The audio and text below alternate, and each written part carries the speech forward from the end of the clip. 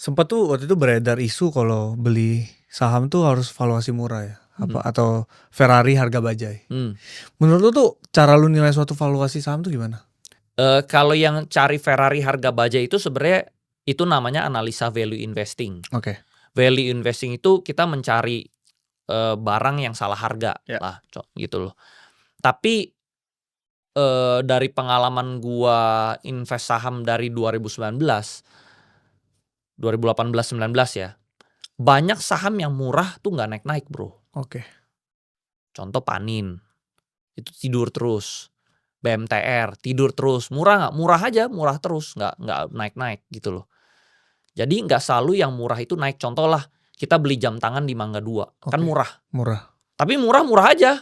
Jam tangan di Mangga 2 nggak bakal naik. Gitu loh. Jadi yang murah nggak selalu naik. Nah sedangkan yang mahal, lu beli jam tangan di butik Rolex, Richard Mille, mahal tuh. Gila, jam tangan produksinya mungkin cuma berapa juta, tapi dijualnya 2 miliar, 3 miliar. Tapi tahun depannya naik jadi 4 miliar. Tahun depannya lagi naik jadi 5 miliar. Nah, lu investasi itu lu jangan kaku kalau menurut gua. Jadi orang tua gua dulu juga selalu bilang ya, lu berbisnis tuh harus belajar terus ilmu baru, update. Jangan kaku gitu loh. Kalau kaku nanti di peti mati. Dia bilang gitu. Jadi lu jangan kaku. Nah sama, gua berinvestasi jangan kaku. Jangan, murah berarti harus carinya yang murah. Enggak. Apa aja yang untung itu nggak salah gitu loh. Jadi menurut gue di bursa saham, orang yang benar itu orang yang untung. Orang yang benar ada orang yang untung? Orang yang untung. Oke. Lu mau teori lu, teorinya yang benar itu value investing. Oke. Sekarang pertanyaannya, lu value investing gak kaya-kaya. Gue pakai ilmu yang lain-lain, tapi gue lebih kaya dari lu. Lebih terbukti? Ya artinya gue yang benar. Oke. Jadi dunia ini money talks. Oke. Yang benar itu yang untung, bukan yang teori gue benernya begini. Lu kan cuma teori. Prakteknya lu salah. Gitu loh. Jadi kalau gue selalu lihat hasil gitu loh. Kalau lu lebih pinter, harusnya lu lebih kaya dari gue. Kalau gue selalu bilangnya gitu loh. Mobil lu udah sport tambahan ya? Iya ya kan, gitu loh. Tapi kalau lu sendiri nih, buat ini kan narasi MSCI katanya isunya sampai 4 bulan lagi ya? Sampai bulan Mei. Karena di Februari ini dia tidak ada perubahan. Jadi perubahannya di bulan Mei. Oke, sebenarnya kan isunya tuh terakhir tuh PTRO mau masuk kan? Yes.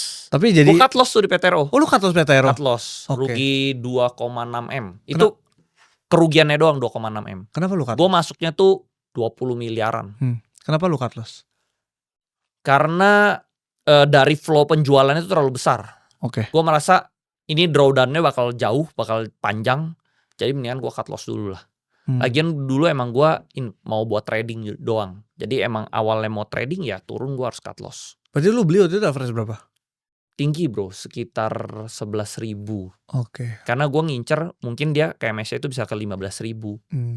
Cuman nyari upside sedikit malah boncos. Itu CL-nya di angka? Cut loss-nya di? CL-nya di berapa ya?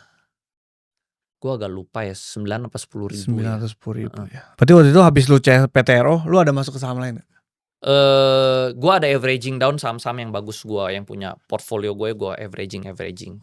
Boleh spill 1-2 aja gak? Ya contohnya Mandiri kan turun, gue averaging. Ya BNI turun, gue averaging. Ada saham-saham yang ada story corporate action, gue averaging pas turun. Boleh tuh satu, boleh gak bro? Ya contohnya misalnya orang tahu ya, gue masih ada CBRE itu gue beli lagi. Lu beli lagi? Beli lagi gitu loh. Tapi kalau itu floating loss apa udah plus? Floating. Masih plus sampai sekarang masih plus. Tapi lu tetap beli aja? Cuman gue merasa harga segini udah murah banget gitu loh. Kenapa gue gak beli lagi gitu. Oke, berarti kalau biasa lu pegang satu saham tuh berapa lama bro? Setahun kah? Gue pegang saham bisa lama. Ya? Jadi kenapa gue bisa menang di market tuh karena napas gue panjang bro. Contohnya dulu di Arto gue pegang 2,5 tahun, BBHI 1,5 tahun, Pani gue pegang hampir 4 tahun. Jadi saham-saham yang gue pegang tuh bisa lama-lama bro, lama-lama. Bisa kayak ada yang pack itu setahun, gue pegang lama-lama. Jadi kalau gue memang ngejarnya buat investing, artinya kan gue buat long term kan. Gue sampai story-nya selesai. Sampai selesai? Dari dia ada rumor corporate action, sampai dia corporate action, gue tungguin sampai gue tebus. Lu beli lagi berarti? Nggak harus gue beli lagi, tapi gue tebus aja. Iya, gue tebus rights-nya. Seperti itu. Berarti dari saham-saham itu lu pegang paling uncuan di mana? Paling cuan? Saham yang kasih gua cuan mungkin Pani. Berapa Pani persen? ratusan miliar. Berapa persen tuh? Pani itu gua modalnya puluhan miliar ya. Itu ribuan persen. Ribuan persen. Hampir 2000%, 2000-an persen lah. Oke. 20 kali lipat. 20x ya? Iya 20x. Itu gue puluhan miliar dapat ratusan miliar. Yang pertama kali berarti doang. Iya. Oke. Menurut lu saham-saham kayak Pani ini bakal ada yang bisa kasih ada. jackpot? Contoh misalnya CBRE juga gue untung banyak sih. Gue akumulasi waktu itu sahamnya masih kecil ya, masih di 75, 100 perak gue akum terus. Oh pas bawah banget? Bawah banget. Sekarang berapa bro? Karena gue waktu itu ada berita sahamnya waktu itu masih ratusan miliar. Lalu gue denger dia mau injek kapalnya 1,8 T. Oke. Jadi ini under value nih. Murah. Iya. 100 miliar ke 1,8 T kan 18 kali lipat. Ya udah gue beli terus di situ. Gue akum terus. Kayak gitu. Jadi gue cari untungnya di situ sih. Terus udah gitu udah akum, ya udah dia selesai, terserah deh dia di atas naik turun terserah. Yang penting nanti dia corporate action gue tebus. Kalau lu ngelihat nih bursa kita dari sekarang sampai 10 tahun ke depan, kira-kira gambaran kayak gimana? Kalau gambarannya pasti along the way pasti naik sih. Oke, harusnya ya. Karena kan Indonesia harusnya membaik. Jadi harusnya ya naik. Makin kuat lah ya. Ya tapi tentunya nggak selalu naiknya kan garis lurus ya. Pasti naik turun tergantung ekonomi Indonesia lah. Cuman PR dari pemerintah mungkin harus bikin kurs rupiah menguat. Oke. Karena investor asing itu kenapa dia nggak mau investasi di Indonesia itu karena dia ngelawan sama kurs. Jangan sampai dia invest di Indonesia, nih untungnya 5%, tapi kursnya juga kalahnya berapa, jadinya habis. Oke. Itu jadi PR dari pemerintah naikin kurs kita harus menguat. Oke. Kalau kurs kita melemah, asing tuh tidak tertarik. Nggak menarik ya? Seperti itu. Dengan semua pengalaman lu, dengan ilmu lu, jika lu bisa balik ke Andre Hakim yang baru pertama kali belajar saham nih, apa tips yang akan lu kasih ke dia? Mungkin kalau bisa jauh lagi deh dari gue berbisnis. Ya, gitu boleh, ya. Bisnis ya.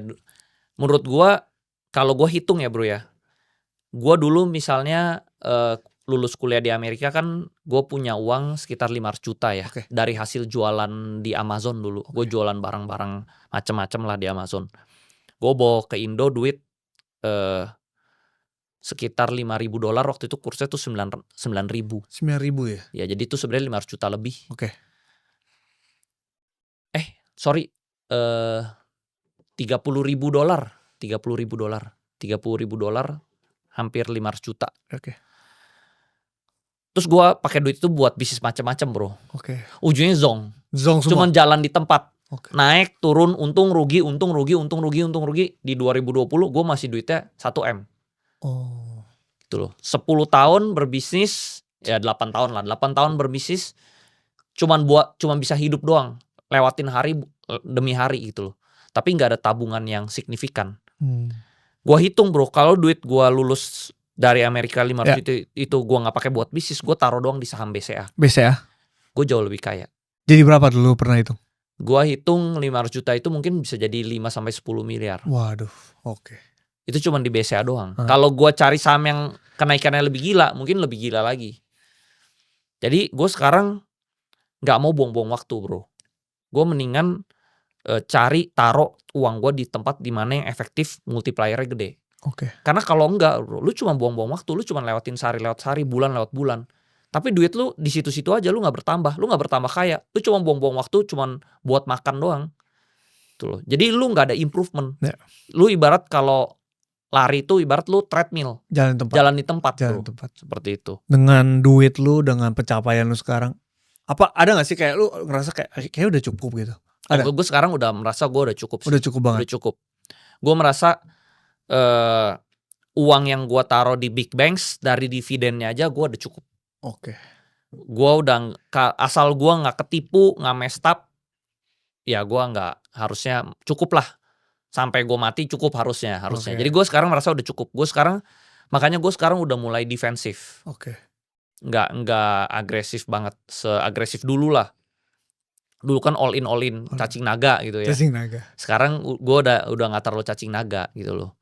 Gue taruhnya cuma sedikit kecil di sini, sedikit kecil di sana, sedikit kecil sana gitu loh. Karena capitalnya juga udah gede sih. Berarti dengan duit lu sekarang sebenarnya duit kelas tuh nggak seberapa ya menurut Nggak lu? seberapa. Tapi kenapa lu masih mau ngajarin orang? Karena duit yang gue investasikan ini jarang gue take profit, jarang gue withdraw. Oke. Kebanyakan gue gulung lagi. Nah jadi duit gue makan sehari-hari ya dari si duit kelas itu sebenarnya. Oke. Jadi gue nggak withdraw. Gue jadi cuman dari kelas sama dari dividen. Kelas sama dividen? Iya. Itu pemasukan lu lah ya bisa Pemasukan gue itu. Oke. Itu sih.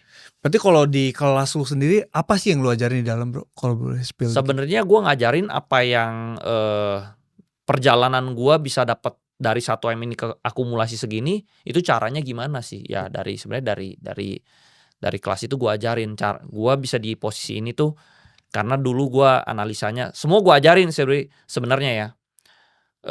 Value investing gue ajarin, cari saham yang corporate action gue ajarin, cari kepentingan owner gue ajarin, money managementnya gimana, mentalnya supaya kita jadi orang kaya itu cara gimana, hitungannya, gulungnya gimana juga gue ajarin. Jadi itu yang gue ajarin sebenarnya. Jadi sebenarnya gue ajarin supaya mereka itu nggak perlu buang-buang waktu kayak gue.